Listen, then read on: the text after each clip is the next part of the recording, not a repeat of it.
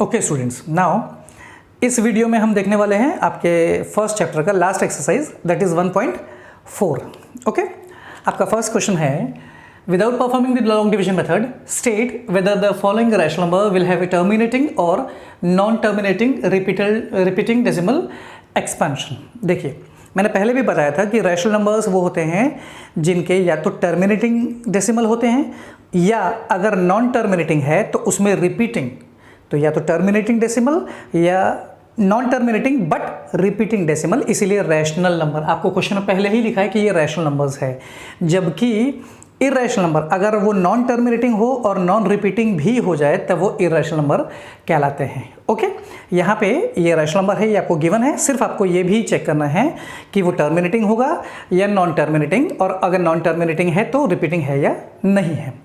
Divide नहीं करना है, सिर्फ चेक करना है. ओके, इसको चेक करने का एक बेसिक फॉर्मूला है कि आप डिनोमिनेटर को चेक करिए, जो डिवाइज़र है, यानी ऊपर वाले नंबर को आप नीचे वाले नंबर से डिवाइड करेंगे तो जो डिनोमिनेटर है उसको आप प्राइम फैक्टराइज करिए या फैक्टराइजेशन करके देखिए, उसको तोड़िए. तो अगर वो इस फॉर्म में आए, 2 के फॉर्म्स में, 2 का पावर n का मतलब 2 एक बार, या 2 का स्क्वायर, 2 क्यूब, 2 द पावर 4, या 5 का पावर 1, 5 का पावर 2, 5 का पावर 3, कुछ भी आए, या तो 2 के पावर्स में या तो 5 के पावर्स में या 2 और 5 दोनों के पावर्स में, तो वो नंबर टर्मिनेटिंग होता है. दैट मीन्स इससे पता चल जाता है कि वो डिवीजन पूरा होगा. लेकिन अगर 2 और 5 के अलावा कोई सा भी और नंबर आता है नीचे डिनोमिनेटर के प्राइम फैक्टराइजेशन में, दैट मीन्स वो डिवाइड नहीं होगा. ओके, तो हम चेक करेंगे सिर्फ डिनोमिनेटर के प्राइम फैक्टराइजेशन से. आप जब रफ में निकालेंगे, मैंने यहाँ डायरेक्ट बनाए हैं, आप जब फॉर एग्जांपल 13/3125, तो जब आप 3125 का प्राइम फैक्टराइजेशन निकालेंगे तो आपको आंसर आएगा 5 times 5. So you can write 5 to the power 5, क्योंकि ये 2 या 5 या दोनों में चलता, क्योंकि ये सिर्फ 5 में है, दैट मीन्स ये टर्मिनेटिंग डेसिमल होगा. फर्स्ट वाला जो है, this is terminating decimal. Okay, now second वाला बिल्कुल चेक करने का तरीका हर क्वेश्चन में वही रहेगा. सेकेंड 64/455, तो जब आप 455 का प्राइम फैक्टराइजेशन निकालेंगे यू विल गेट 5 × 7 × 13. सिर्फ 2 या 5 चल सकता है, इसके अलावा कुछ नहीं, क्योंकि इसके डिनोमिनेटर के प्राइम फैक्टराइजेशन में 5 के अलावा 7 और 13 भी है, तो ये नॉन टर्मिनेटिंग रिपीटिंग कहलाएगा. Non terminating repeating. ओके, बिल्कुल वैसे ही एक और फिफ्थ पार्ट 29/343. 343 को जब आप चेंज करेंगे तो आएगा 7 3 टाइम्स. तो दैट मीन्स क्योंकि ये 2 और 5 नहीं है, 7 है, दैट मीन्स ये भी कहलाएगा आपका नॉन टर्मिनेटिंग एंड रिपीटिंग. 129, ये क्वेश्चन इस फॉर्म में ऑलरेडी गिवन है आपको. 2 के पावर से यहाँ पे, 5 के पावर से, दैट्स ओके, बट 7 भी साथ में है. 2 और 5 के अलावा कुछ भी नहीं होना चाहिए, क्योंकि यहाँ पे 7 भी साथ में है. ये भी एक नॉन टर्मिनेटिंग रिपीटिंग डेसिमल होगा. Non terminating and repeating decimal.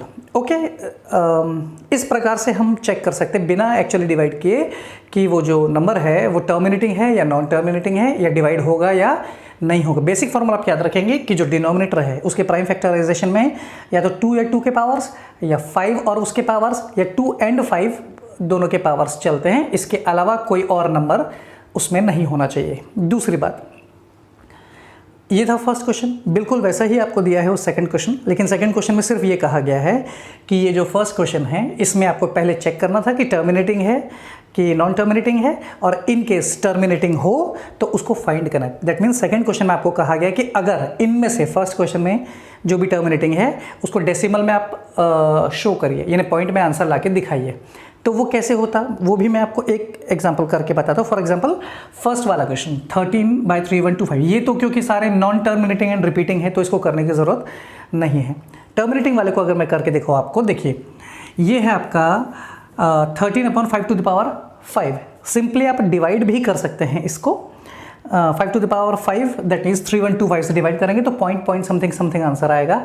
लेकिन इस प्रकार से करना थोड़ा लेंथी प्रोसीजर हो सकता है. वो इसको थोड़ा इजी करने की कोशिश आप दूसरे तरीके से भी कर सकते हैं. Suppose 13/5 to the power 5. एक चीज़ हमेशा ध्यान रखिए, डिवाइड हमेशा आपको इजी रहता है जब आप डिवाइड कर रहे हैं या तो 10, 100, 1000, 10,000, यानी 10 के पावर से, जीरो वाले, तो उसमें एक्चुअली आपको डिवाइड नहीं करना होता है, सीधे जितने जीरोज है उतने डिजिट छोड़ के हम पॉइंट लगा सकते हैं, तो वो डिवीजन हमेशा ईजी होता है। तो आपको हमेशा ये कोशिश करनी चाहिए कि क्या जो डिनोमिनेटर है वो 10 या 100 या 1000 किसी फॉर्म में चेंज हो सकता है।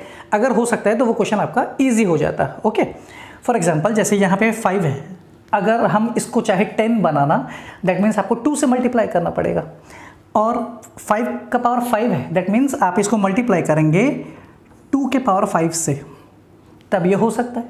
और क्योंकि आपने नीचे मल्टीप्लाई किया, दैट मीन्स आपको ऊपर भी मल्टीप्लाई करना चाहिए, तो 2 इंटू ऐसा।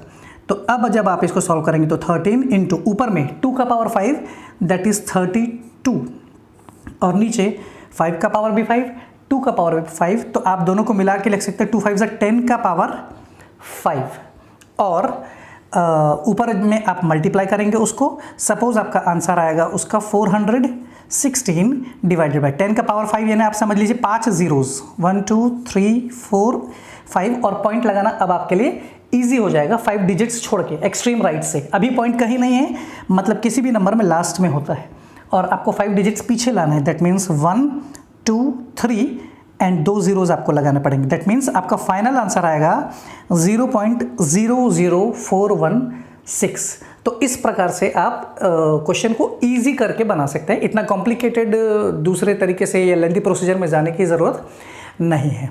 Okay, now students, moving on to the last question of this exercise. Third question, decide whether the given decimal expansion, आपको कुछ डेसिमल एक्सपेंशंस दिए हुए हैं and you have to decide whether ये रैशनल है या नहीं है। अगर रैशनल हो, if rational of the form p by q, तो q की क्या प्रॉपर्टीज आपको पता चल रही है। फिर से वही तरीका, रैशनल या इरेशनल देखने का एक ही तरीका। अगर इरेशनल एक ही कंडीशन में होता है, जब वो नॉन टर्मिनेटिंग और नॉन रिपीटिंग हो जाए तब। अगर कोई डिवीजन पूरा कंप्लीट हो जा रहा है दैट इज टर्मिनेटिंग, जब तो वो रैशनल ही है। अगर नहीं हुआ तो नॉन टर्मिनेटिंग, और नॉन टर्मिनेटिंग में भी रिपीटिंग या नॉन रिपीटिंग। तो नॉन टर्मिनेटिंग में जो रिपीटिंग होते हैं वो भी रैशनल होते हैं, सिर्फ non terminating and non repeating irrational होते हैं। ओके, नाउ अब इन क्वेश्चंस में हम देखेंगे। फर्स्ट पार्ट आपको दिया है 43.123456789, एक बड़ा सा नंबर है, आपको बताना है कि रैशनल है या इरेशनल। तो भले वो बड़ा सा नंबर है, हम इसको किसी और फॉर्म में लिख सकते हैं। पॉइंट अगर आप हटाएंगे तो 9 डिजिट्स है, दैट मीन्स 9 जीरोस के साथ आप इसको ऐसा लिख सकते हैं, पॉइंट हटा के 4 3 1 2 3 4 5 6 7 9 डिवाइडेड बाय दिस, और इसको हम लिख सकते हैं 10 टू द पावर 9। और रैशनल है या नहीं ये हम कैसे जान सकते हैं, अभी हमने सीखा था कि जो डिनोमिनेटर है उसको तोड़ लिया जाए, उसको प्राइम फैक्टराइज कर लिया जाए, और 2 या 5 में है या नहीं चेक कर लेना चाहिए। तो 10 को हम तोड़ सकते हैं 2 इंटू 5, क्योंकि 9 टू द पावर है, therefore 2 to the power 9 and 5 to the power 9। क्योंकि जो प्राइम फैक्टराइजेशन है डिनोमिनेटर, उसने q की प्रॉपर्टी भी पूछा था, तो यहाँ पे q की प्रॉपर्टी है कि it can be expressed in the form 2 to the power m and 5 to the power n। तो क्योंकि वो इसी फॉर्म में है, देयरफॉर ये जो नंबर है वो एक रैशनल नंबर है। ओके, दूसरे के पहले आप तीसरा समझिए, क्योंकि वो रिलेटेड है। एक्चुअली सेम क्वेश्चन है, आप देखेंगे, बस उसमें ये रिपीटिंग है।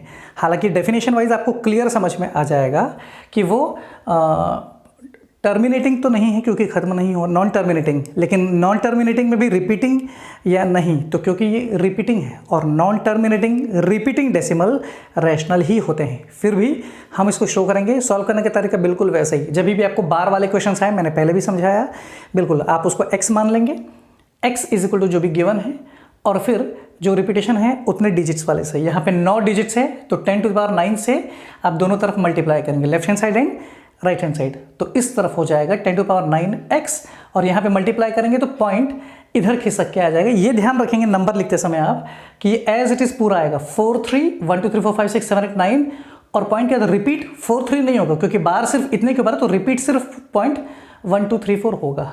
और नेक्स्ट स्टेप में, इस सेकंड स्टेप में से हम फर्स्ट स्टेप माइनस करेंगे, that is 10 to the power 9x में से 1x माइनस करेंगे, और इधर में इस पूरे बड़े से नंबर में से ये वाला माइनस करेंगे, तो ये आएगा। क्योंकि अच्छा, इसको भी इजी कर लेंगे आप, 10 टू पावर 9 मीन्स 9 जीरोज है। ओके, जब आप इसमें से 1 माइनस करेंगे तो 9 आएगा 8 टाइम्स, क्योंकि 9 जीरो वाला ये था, तो 9 9 9 9 8 टाइम्स आएगा। ओके, इसमें से इसको माइनस करेंगे तो बार वाला पोर्शन हट जाएगा, बचेगा माइनस करके ये, और वो जो 9999 है 8 टाइम्स वो इधर चला जाएगा। ओके, हालांकि इसको भी डिवाइड करना पॉसिबल नहीं है, इसमें अभी भी 9 कॉमन निकल रहा है, दैट मीन्स आप इसको 9 से डिवाइड कर देंगे, तो 9 से जब हम डिवाइड करेंगे तो ये छोटा हो जाएगा, ये ऐसा हो जाएगा इस प्रकार का। अब ये आगे डिवाइड नहीं हो रहा है, तो ये a/b के फॉर्म में है, और अब ये आगे डिवाइड नहीं हो पा रहा है, दैट मीन्स ये एक रैशनल नंबर है। Okay, all the best. इस चैप्टर को आप पूरा अच्छे से प्रैक्टिस करेंगे, और फिर इसके बाद एक अलग वीडियो बनाएंगे हम जिसमें कुछ इस चैप्टर से रिलेटेड एक्स्ट्रा क्वेश्चंस होंगे। Thank you.